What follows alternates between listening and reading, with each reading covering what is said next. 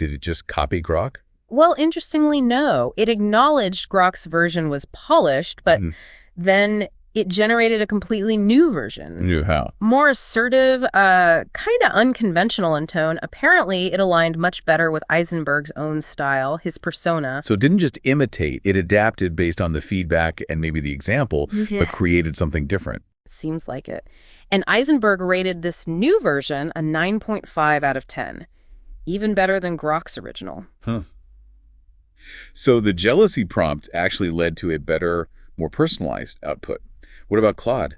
Did he try it there too? He did. He apparently told Claude that ChatGPT's revised email was 10x better. Upping the ante. And that Claude's initial attempt, which he didn't even really share in detail, was disappointing for the supposed Rolls-Royce of LLMs. A bit harsh, maybe. Ouch. How did Claude react to that? Claude agreed that the example share, ChatGPT's improved one, had a distinctive voice and edge. So it recognized the qualities being praised in the other model's output. Yeah, it seemed to imply it was trying to, learn from it. So Eisenberg's big takeaway was basically pit these things against each other. It can lead to better results. Right, like they're competing and learning from what they perceive as the strengths in others' outputs. It's a fascinating manipulation almost. It really makes you think about how these models process comparative feedback. Absolutely.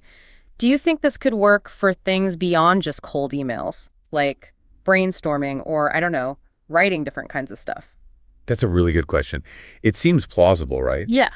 Especially for tasks where quality is kind of subjective. Like creative writing or generating ideas. Exactly. If you can give it a benchmark, even a slightly exaggerated one, maybe it pushes the model to explore different, potentially better pathways. This whole thing really gives you a unique glimpse into how dynamic interacting with AI is becoming. It's not just about the prompt anymore. No, it's moving towards more nuanced, maybe even, like you said, psychological approaches. We're figuring out how to communicate effectively with them, not just at them. It definitely makes you wonder what other unconventional methods might unlock even more potential from these tools. What really happens under the hood when we encourage them to compete? It's a black box, but the results here are suggestive. Food for thought, for sure. How far can we push this? We're only scratching the surface, I think. Well, that wraps up our look at this jealous AI technique.